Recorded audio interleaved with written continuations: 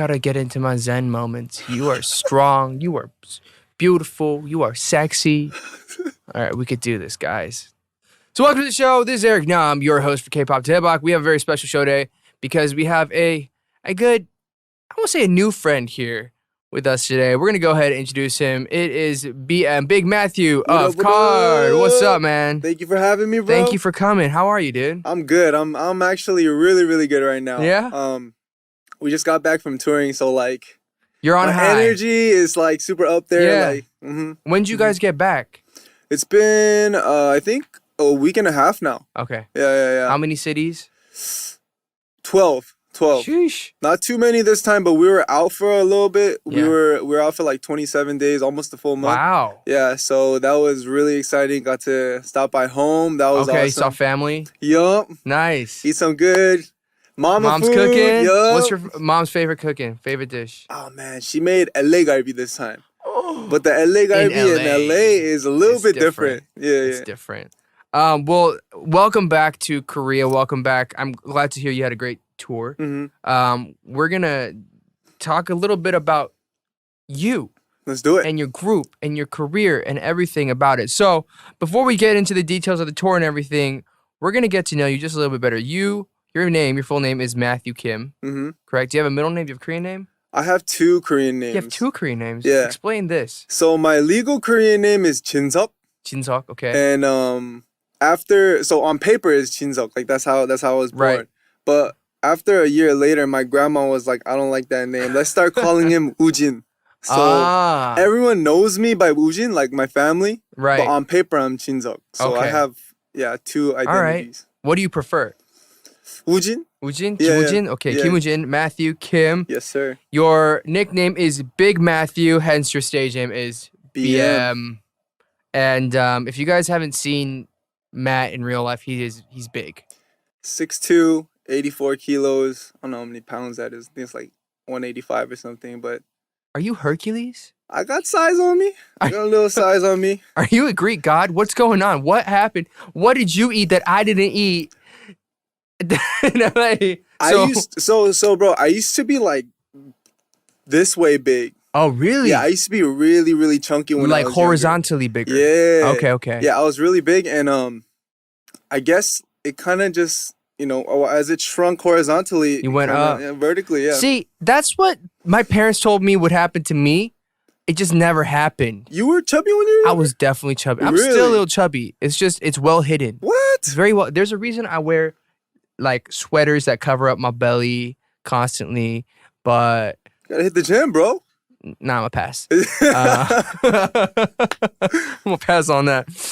So BM, you're born and raised in LA. For people who don't know, like Matt and I, BM and I, we first like had a conversation maybe a few months ago. Right. We had seen each other around at like social gatherings. We did. Like once or twice. We turned up together one time. And I was just like, hi, nice to meet you. And then I was like, you look like my cousin. And then you were like, people say I look like you. Yeah, and no.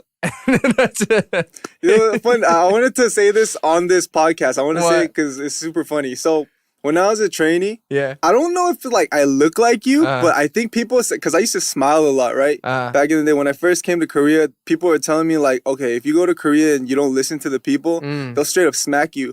So I was like, I would walk around just like, nah, don't smack me, please. Yeah. And people would always tell me like, hey, you have a good insang. You kind of look like Eric Nam. I'd be like, yeah, tight. So back in the day, I'm not gonna tell you what it's for, but you know how like when you have a password for something, you have the second security question? Yeah. So one of the questions is, what celebrity do you most resemble? And you're actually... That's hilarious. Yeah, it's I put Eric Nam every time. I'm so honored. Oh, yeah, me too. To be your second security password. Me too. Man, I want like a meme or something that says Eric Nam. That's pretty cool. Yeah, they should just put a picture of you like side by side in the password thing. All right. That's funny. Well, then we met and then we're talking and then we find out we have so many more things in common. Like you were the oldest of 3 brothers. I'm also the oldest of 3 brothers, right? Yeah. And then it got weirder. It got crazy weird, bro. Because we're like, wait, what's your second brother's name? Austin. Yeah. And my second brother's Eddie. And we're like, wait, they look alike. They look alike. It's so weird. It's the most bizarre thing ever. It's crazy. Yeah. You guys should put up a picture. It's so weird. Like I was DMing you like yesterday, and I was like, oh wait, is that Eddie? It's like, no, that's his brother. I don't know, bro. Maybe someone like way up there in the Nam family, maybe like somehow. Somehow, maybe, I don't know, because our brothers look exactly. They look exactly alike. And then the other thing is, I told you when we first met, I was like, you look just like my cousin, and I showed you a picture of him. It's just he has like a bigger face than you do, but it's generally similar vibes. Did I show you a picture of my cousin after you showed me a picture of your cousin? I don't know if you because your cousin looks like my cousin. Wait, do we have the same cousin? I don't know, bro. My cousin's name's Andre though. Mine's Charles. Okay, then they're probably different. No, all right. That's so funny. But okay. You moved out to Korea when? I've been here for came here in 2011, late 2011, so almost 8-9 years. Right. Yeah. Right. And that was the other thing. We came here at the same time. Now I'm having like flashbacks because I came here in 2011 too, September 2011. Wow. Yeah. And you also did a audition program as well too. And you did K-pop star? I did. See this crazy stuff, man. Yeah. A lot of parallels. Some crazy we are things in going on. A weird spider alternate universe. Does that mean I'm gonna be successful like you? You are successful. What are you talking about? Does that mean I'm gonna be 6'2", jacked and handsome? No. Damn it! I think that all came to me, bro. I'm sorry. God, it's okay. I'm good with it. So before you moved here, you were in college, right? You didn't graduate? No. You were not able, but you were studying psychology? Yes, sir. Okay. What made you want to do psychology? So like when I got into college, to be completely honest with you, I didn't know what I wanted to do. Right. But I had like this I had a big like older friend who was studying psychology, and he wanted to get into counseling younger children, like who are having either mental problems or like drug related problems and whatnot. So I was like, that's really interesting. So that was kind of like the route I was trying to go for, just being a counselor and just kind of like help someone live their life a little bit easier, take a little stress off their hands. But yeah, that was the main goal, honestly. That and being a choreographer. Okay. Yeah, so I kind of wanted to juggle those two. Sweet. Yeah, that's exactly what I want to do. But, things happen. Yeah, how did you end up coming out to Korea? What was that process like for you? So it was a crazy story. My mom actually signed me up for K-pop star. So your mom signed you up for K-pop star? Did your mom sign you up? Hell no. You signed yourself up?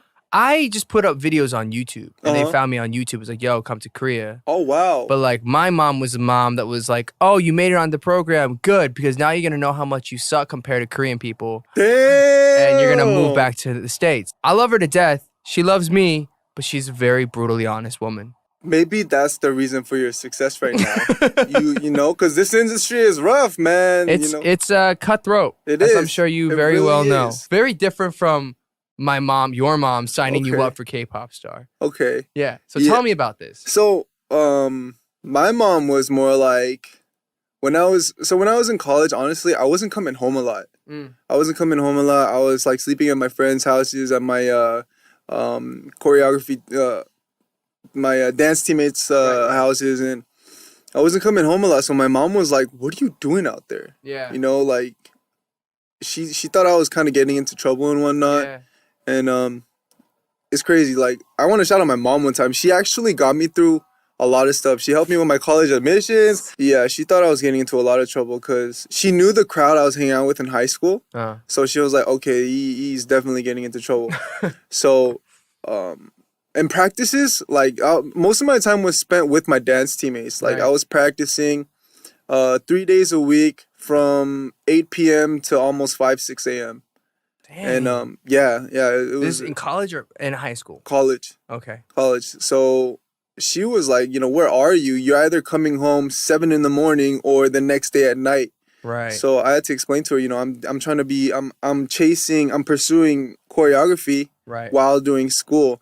It was kind of like, realistically, psychology would have been the main thing, and this probably would have been my hobby. Right. But everything in my head was like I had to do everything in my power to make it the opposite. You know, make choreography first. Right. And make this a backup plan. Right. So yeah, that's what I was doing, and my mom didn't understand until I brought her to one of our competitions. Oh, okay. So she was one in almost 5,000 people in a crowd that was watching the competition.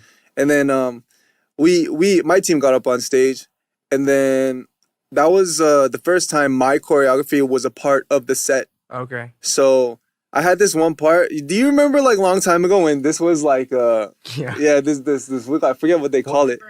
Yeah, the Bernie. There you go. Yeah, the Bernie. That was like the wow part in my choreography. So we're like da da da da da. Hey, the whole crowd was just like, oh my god, they just hit the Bernie. Oh my god, that big Asian guy. Oh my god. And my mom was just in the crowd part like, what? So she figured out, okay, he has been spending hours, focusing, dancing and pursuing what he loves to do. So she came to me one day and she was like, hey, why don't you try doing it on a bigger scale? I'm gonna send you to Korea, do this audition, and let's see where it goes from there. Wow. I was like, I can't speak a lick of Korean. I've never listened to K-pop before. Right. So I was like, I don't know how I'm gonna do this, but she was like, just do it for me. Just do it one time for me. So I was like, man, I really don't want to do this. So day of the audition, it was at Cerritos in LA, in Cali.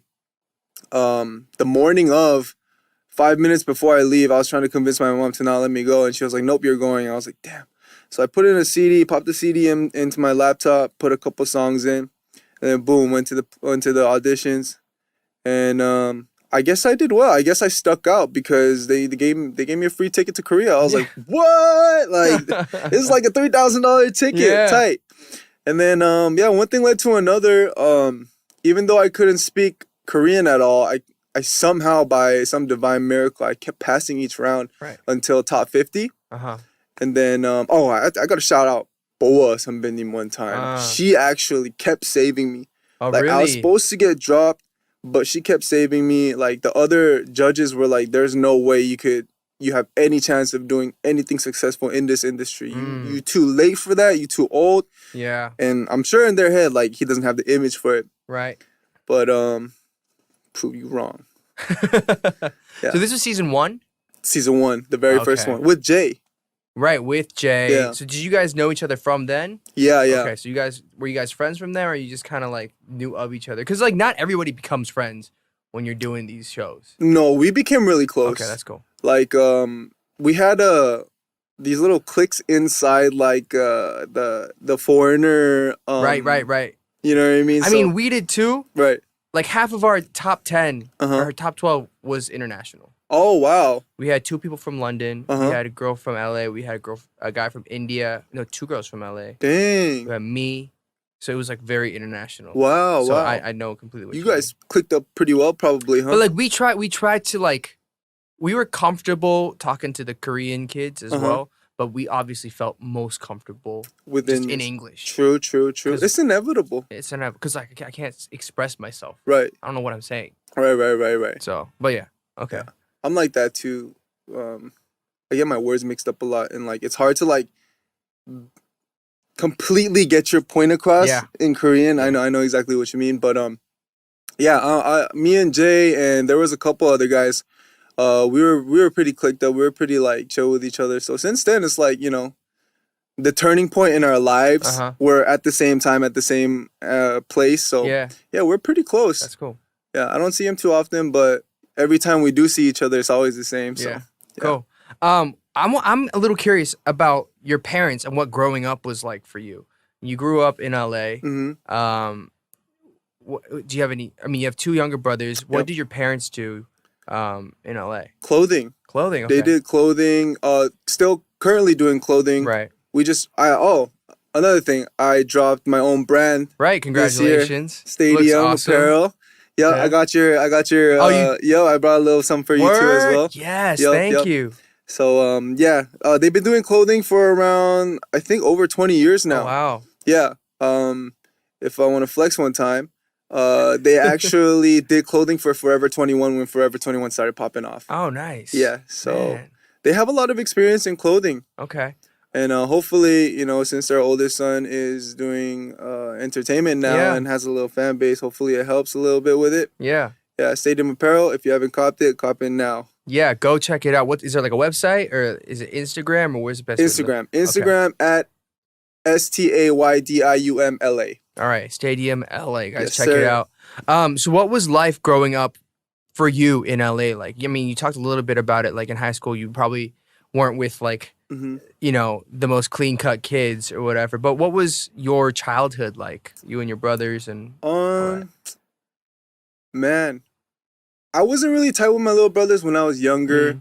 We used to fight a lot, you know, like 3 guys in the same. It could be tough. Yeah, it's tough. It's tough. You know, my mom went through a lot because of that. From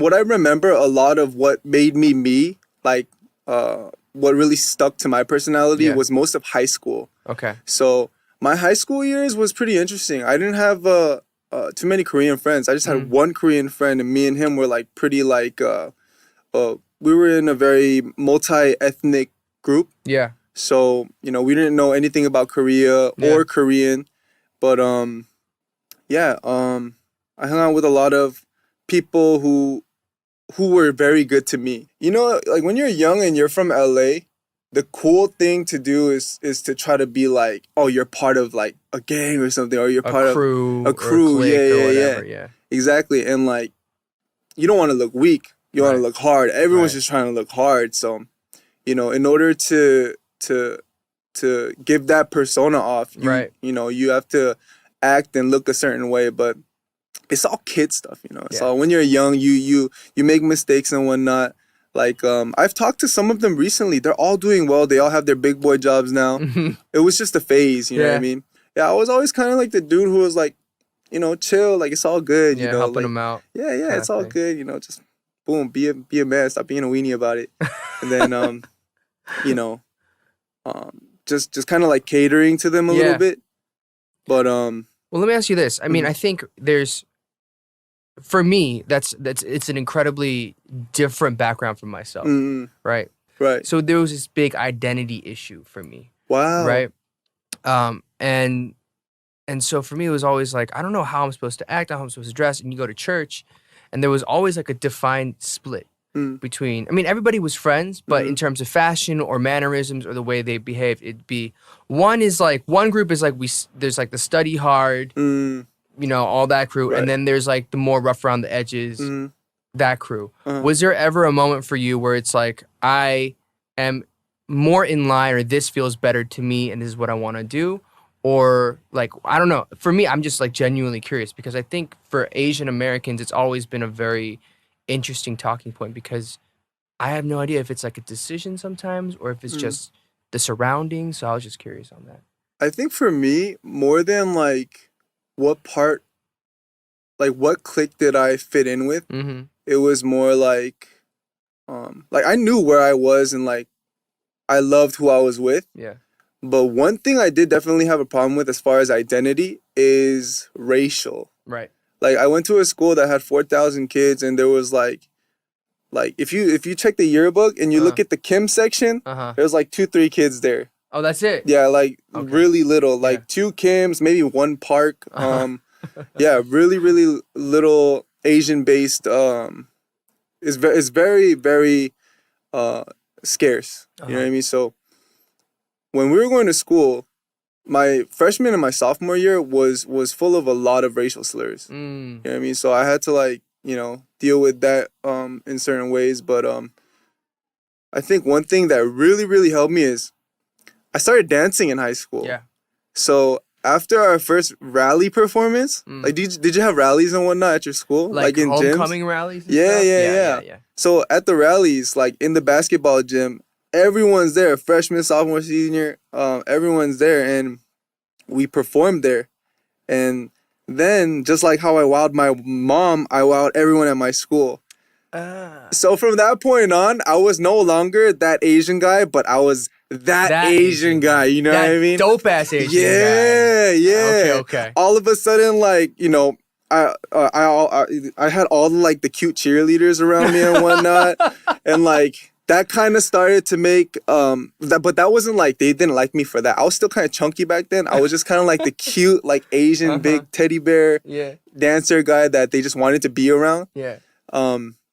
As a friend. Right. But when other guys see that, it's like, oh man, oh my gosh, he got all these girls around him. So like that made kind of just everyone just kind of open up to me a little bit and not see like an Asian guy that they could just throw racial slurs at. Right, right, right. I mean? So dancing saved me in a lot of different aspects. Right. Yeah. I mean, that's what it sounds like. That's amazing. That dance really took you from, racial tough times and identity things to, I guess, here to Korea. It did. And we're having a conversation. So that's amazing. So I guess clearly your parents were probably supportive of you doing this kind of thing in Korea, doing something that you were excited about, pursuing it. So you get to the top 50 of K-pop star, and then what happens? I get so funny story, man. While I was doing K-pop star, I saw an audition. I had an audition 3 times in Korea. All 3 times, I forgot my lyrics on stage. Oh. That's why I was dropped and Boy kept saving me. And then the last one, the 4th audition, is when everything was okay. I didn't forget my Korean lyrics and everything was just tip top and like the performance was fun. But that's when they dropped me. But like back then I was like, oh man, that's so messed up. Why would they drop me now? I just got it.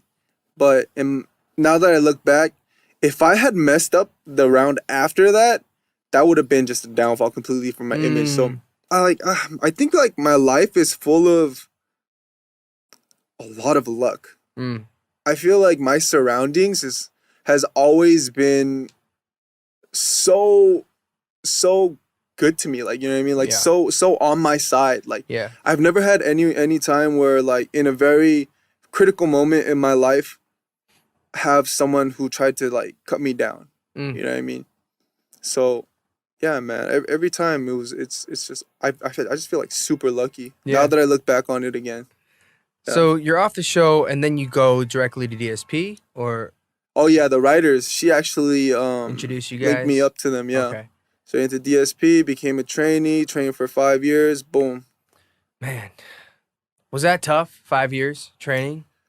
Oh man, yeah, it was pretty tough. I could say now that it's tough. Like I think at the time I wasn't really thinking about it too much. Right. But the first 2 years, learning the language was tough. And then the year after that, learning the culture. Right. And then from then on, waiting to debut was the worst part of my life. Cause man, like that's tough, dude. I was 25, working a side job as an English teacher. Yeah. As a private English teacher, wondering when I'm gonna debut and if I'm gonna debut. And, on the side, my parents are like, "Hey, you did enough. Why don't you come back and get into psychology again?" I'm like, I don't think I'm psychologically there to study psychology. Right. You know what I mean? Especially like, after training for that long. Yeah. I would have been devastated, bro. And like, before you leave home, I kept telling him, hey, I got you on a Rolex, I got you on a gold chain, I got you on all this bling. Wait till I get rich, bro. I'm about to make a gang of money and come back and I got all of you. Okay, we're gonna break bread. I was so excited. But reality hit. It doesn't come that easy, No, hell no, it does not come that easy. No, so, I got lucky again. The last couple years, the last couple months of my trainee days is actually when it hit the hardest, because I was in a relationship and that didn't happen too. So like everything came crashing, but like the only place I had to blame was it's because I haven't debuted yet. Just in my head, she broke up with me because I can't, supply anything. I got no money in my pockets. Right. What am I gonna do when we go on dates? My parents telling me to come back. All this stuff going through my head is everything was because I haven't debuted as an artist yet. Right. So I went to my CEO. I was like, hey, can I leave? I straight up asked her. I was like, hey, can I leave and can I pay back? For the training fees and whatnot, because you can't get out of a company that easily. I was like, please let me leave. you know, I'm gonna work a side job while staying in Korea while trying to do music, and you know, I'll pay it back little by little. Just if you could terminate the contract for me, that would be a lot of help. And then a couple months after that, she was like, just give me a little bit of time. Give me a little bit of time, and then boom, she put me in a group, and we debuted as Card. Yeah, it was crazy. What was debuting like for you? Do you remember that day? You remember that date? I'm sure you remember your first stage. Yep.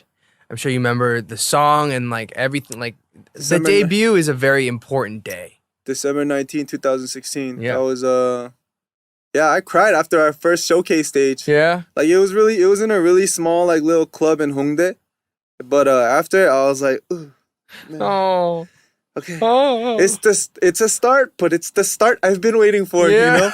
So oh man. So it was good. You know, at the time I would look at my members and be like, hey man, this is the real turning point in our lives. This is where like we really start writing our legacy, you know? Right. So I'll never forget that day. I'll never forget it. It was awesome.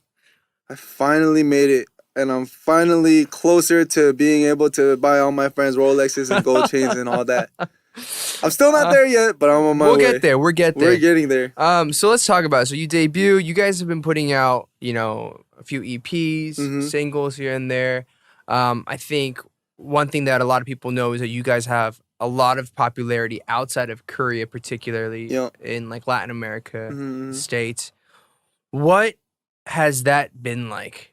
In my head, bro, it's honestly truly been like the biggest blessing ever because I'm kind of like, it would be good to be well known in home ground, you know what I mean? Like in Korea. Yeah. But that's something we're working on as well right now. But being able to be recognized by people at a place where I'm comfortable in, that's a different feeling. That's awesome, right? You know what I mean? Yeah. Like when we did tours, our first time in the States, it was mind-blowing. You see 2,000 people in the crowd, they all know who you are, but it's your first time seeing them, but they love you. And in English. Right. I understand you. We understand each other. Like that feeling was incredible. Yeah, I'll never forget the first time we toured. And the second time with our recent tour, like it was insane. It really makes you feel alive. You know what I mean? Do you have a particular show or country or city that just like sticks out in your head, like that tops all of them? Man, Chile. Chile. Okay. Chile is crazy. So we did a show there at a 3-story auditorium, I think. It was a 3-story venue. And towards the end of the show, all of a sudden, from the 3rd floor, there's just a waterfall of balloons. Oh. I was like, what? I like the choreography. I think I was turned around before right before they started doing that. Right when I turned around, it's all just like raining down on the 1st floor people. I was like, what? And the 1st floor people are just like popping them up, so it's just balloons everywhere while the waterfall of balloons is behind them. And like that was like a moment where I was like, who gets to see this? Yeah. You know? Who gets to see this and do this? Yeah. Who you know, it was for us. And that was a moment where I was it's just in my head like, let's not take this for granted ever, you know? And yeah, that was definitely another turning point where it made everything worth it. Yeah. You know what I mean? Like all the training days, going through all that bull, it definitely made it worth it. Oh, that's amazing. And congrats on all the success that you guys have been having. You know, I remember last time we spoke, you were talking about the new album and the new song, and like you guys were trying to get the song and the sound right. Was this your first time that you produced and wrote the title? Yes. Congratulations. Thank you. It was really difficult. I remember you told me it was you were like, I wrote so many songs. I did. But I'm in a stage right now where as a producer, I haven't been doing it long enough to be like, why don't they like it? Right. You know, I can understand. But the fact that they did use it though, like my label and my members, I'm forever thankful for that because it was a really good start as a producer. It was a really good start. It was a great debut. So I kind of set the standards a little bit high for myself. So it's okay. Yeah, it's a good baseline. It is. It really is. Have you seen the royalties come in yet? No. Okay. They come in 6 months after the release. Okay. So we're gonna have to see. I'm gonna go stream it, and then you're gonna buy me a steak dinner. Stream it. Yeah, just go like a couple nights with just leaving it on repeat. I'll definitely do that. Then I got you on a steak. Okay. If a lot comes in and we become more tight, maybe I'll get you on one of these too. Oh yes! I get a gold chain and a Rolex. Damn. From the swap meet. Before we get into some lighter stuff, I guess, like, what do you hope to achieve, or like, where do you want to see yourself as a performer, musician, choreographer? Do you have like an end goal, a dream, anything like that? No, not really. Like, I don't think. I think right now I'm in a place in time in my life where this is just so good, and I'm not gonna stop working. You know, I'm gonna continue to grind. I'm gonna continue because music producing will always be something that I'll always try to get better at. Right. And you know, try to achieve more through. But as far as right now, like, I'm not trying to be. I'm trying to like kill my greed as far as like. I need more of this and more of that. Like being able to do shows in front of this many people right now at this age, I think is a huge blessing. And I'm trying to kind of be in the moment right now, because the first couple years I wasn't able to live in the moment. My head was just either too much in the future, too much somewhere else, or in the past. You know what I mean? I wasn't able to be like, I'm here right now debuting. So right now I'm loving life, bro. I'm That's just good. enjoying life right now. That's good. Yeah. That's awesome. I'm grinding. That's a very, I guess, a healthy way to think about it. It is. So yeah, congrats.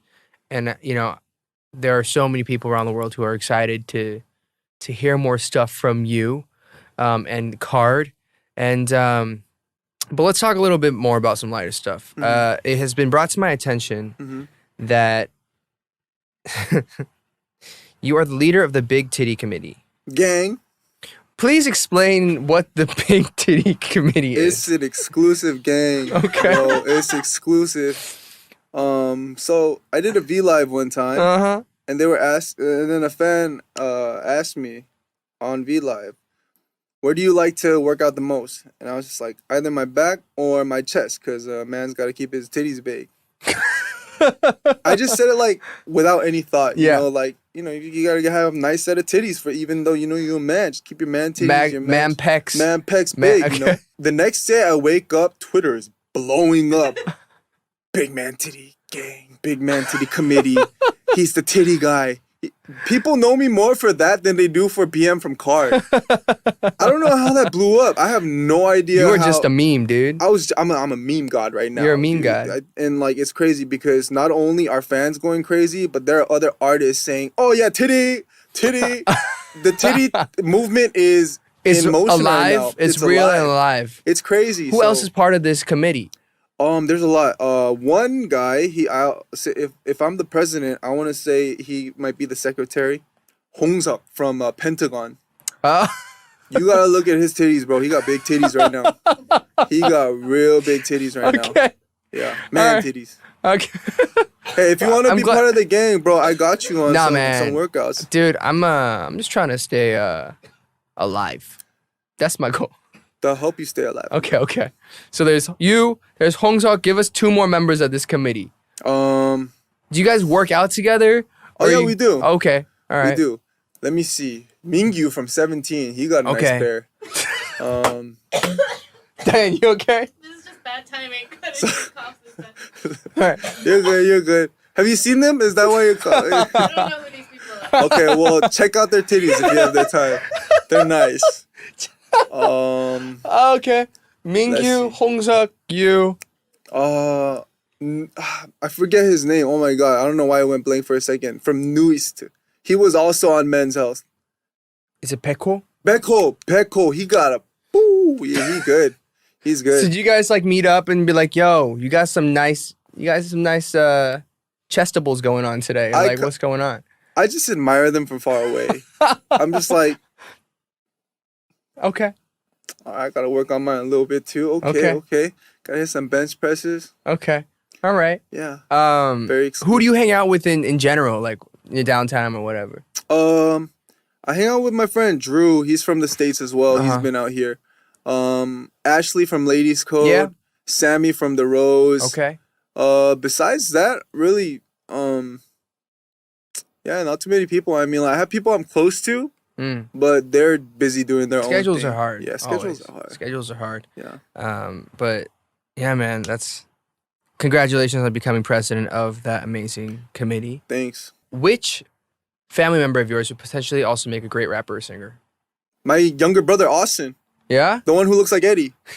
He is actually a great singer. Really? A sexy singer. He's good at R&B. He's got a couple songs on online on YouTube too. Oh, word? They're actually really good. All right. What do they got to search? What do the people's got to search? Austin? ASTNKIM. Okay. ASTNKIM. Yeah, KIM. Yeah. All right. I heard you have some tattoos, right? I have a couple. You got a couple. Anything of like particular meaning for you, or just kind of like? No, I love them. I love my tattoos. So, this on this side, I have LA 92, which is the place and where I was born. The start of BM's legacy completely. Yeah. So, I had to get that one time. It's actually I got this. It's kind of it could be kind of weird, but I got it as a couple tattoo with my best friend, with Drew. Cool. Yeah, so he has LA 92 back here because he was also born in 92 in LA. So we got that together as our first tattoos. And then on the side here, I have "Without struggle, there is no progress" by Frederick Douglass. Right. It's a quote by Frederick Douglass. I've been living by that quote since college. So, and that has gotten me through a lot of bad times. And on my back, I have the winged lion. Back in the day in cathedrals, they used to have winged lions like on the corner or just like statues of it on the churches, like on the roofs. Yeah. And like it would be like the protector. It would symbolize God protecting the church, and like I just wanted to get that, so I know God got my back. So we have some lightning round questions. Lightning round questions. Yes. Are you ready? Sounds intimidating. You should be very scared. Okay, shoot me. Who makes you laugh the most? In my company or just in my life? Anyone in your life? Probably Drew. Drew? Yeah. I gotta meet this Drew guy. He's a funny guy. What song makes you cry every time? Ihai, what's this song? Hansum. Yeah, Hansum. That one makes me cry. Yeah, that one makes me cry every time. Okay. Best movie theater snack? Popcorn for sure. Popcorn, what flavor? Shoot, just a regular. Just a regular? Yeah, you don't like that onion cheese, cream cheese thing they do here? I used to, but then like every time I eat it, my fingers smell. So like they smell throughout the whole movie. So it's like after I'm done with the popcorn, like I'll just be like, oh shit. Oh, yeah. Coffee or beer? That's a hard one. Ooh. Beer. Yeah. What kind? You have a particular one? I like Blue Moon. Blue Moon, okay. BM. First K-pop artist or group you ever stand? J Park. Easy. Can I tell this story? Please do. So after K-pop star, after I got dropped, I'll make it short. Yeah, after I got dropped, I went to this concert that one of the Nunas that helped me on the show brought me to. And then even while I was on K-pop star, it wasn't a dream for me to be a K-pop star. You know what I mean? But I went to this concert, the end of the year concert. Far East Movement was there. I was like, oh, yo, that's tight. And after that, J Park got on stage and he did his thing. I was like, dude, that looks cool. Like he looks cool doing exactly what he's doing on stage. I want to be that guy, So, and then from that point on, that's when like I told myself like, I want to do this. Yeah. I want to stand on stage exactly like him, make all these girls go just like him. So, yeah, shout out J Park. He, big boss. He's pioneer, dude. He's doing everything I want to do, like, just way like light years ahead. Like that's such a good. He's a pioneer. Yeah. Have you met him? One time. Did you say anything to him? What was that encounter like? I saw him. He had a big Cuban on. I was like, woo, that looks expensive. Should I say what's up or should I? And then like my friend was like, you want to go say what's up? I was like, yeah. And she brought me over. I was like, hey, what's up, bro? He was like, "What's up, bro?" Boom. I was like, "My biggest inspiration, man. Thank you. Can I get a picture?" Yeah. Boom. Fanboy moment, bro. Oh my God. That was, yeah. Oh man. All right. Well, you're gonna get there. I'm not worried about you, bro. Soon. What scares you the most? Besides just complete and utter silence, disappointing. Being a disappointment to someone that truly cares about me. Yeah, that's a big fear. Because losing someone's trust, I think, is one of the biggest mistakes, or like the worst feelings you could ever have. You know you messed up. Yeah, you have nothing to say. You ever have those moments, bro? You're just like, sorry, Right. That's the worst. Right. Yeah. Last person you texted yesterday. I think it was a group chat from my members. Cool. Person you'd marry right now if they asked. I'm deciding between Danny Lay or Kiana Lede or Becky G. Those. She cute though. Yo, shout out. Send a shout out to Becky G real quick. I love you. I know you did a hit song with J-Hope one time, but when I'm on that level, we're gonna do one together too. You don't know me? I'm BM from Cart, and I love you. Thanks, Becky G. All right. Your fans are blank. Blessings. And K-pop Daebak, this podcast, is blank. Turn up. You should do a podcast. Should I? Yeah. I don't know how. Can you teach me? We can teach you. Tight. Okay. You should do one. What? How should I do it? I don't know. We'll get into that. I actually am kind of interested. You should do one on like fitness. Oh, and health. There's ones like that? Yeah, you can do whatever you want. I got a name for it already. Big Titty Committee podcast. That would be. Wait. I didn't forget. How often do you work out every day? I try to. Dang. Yeah, at least 5 times a week. Oh my gosh. How long are your workouts? Nowadays they're kind of long because I add an hour of cardio before I hit the weights. So about 2 hours and a half. Yeah. It's fun though. Diane and I just looking at each other like you remember you said you don't want to disappoint nobody? Mm-hmm. Disappointing ourselves. All right. And I mean, what's up next for you and the team? The team, we're working on an album now. Okay. We're gonna come back with an album. We put out 2 singles recently. The album's next. Trying to put as much as we can on there with as much diversity as we can. And me individually just keep working on my producing and keep my mantitties big. All right. That's pretty much it. Well, thank you so much for joining us today on the show. We appreciate you making time to come and join us here. If you want to go ahead and give a message to everybody listening, to your fans, or whatever you'd like to say. Man, thank you always and forever for tuning in, for just being a part of my life as an artist. I hope you stick around because, it's only going to go upwards from here. And if you're having trouble with insomnia, live in the now. Yes. Boom. Live in the now, everybody. Thank you so much for listening to this week's episode of K-Pop Daebak with BM from Card. Please be sure to check out our social channels at Daebak Show and on YouTube, Dive Studios, where we have explicit videos of BM showing off his man titties and sending videos to Becky G. Love videos, we mean. Love letters. Did you say explicit or exclusive? Explicit. Okay. Because he was kind of just like filling up his own chest. I was. There's no clothes being taken off, but yeah, it's PG. Everything's PG. But yeah, please do that. And if you guys are listening on Apple Podcasts, please go ahead, leave us a review, 5-star and a rating, and subscribe to whatever platform. 5 stars. 5 Nothing stars. Less. And if you guys have people that you want on the show, go ahead and send them our way. Let them know, and we'll try to reach out and get them on the show. Last up, as we say goodbye, BM, if you could please improvise an outro jingle for us. An outro jingle? Yeah, a little outro song for the show. You have not watched the Daebak Show.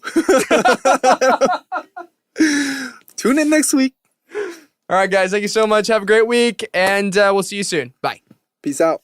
Hey guys, did you guys like that video? Then make sure you guys subscribe to Dive Studios YouTube channel and put your notifications on, because we got a lot more great content coming your way. Look at this video.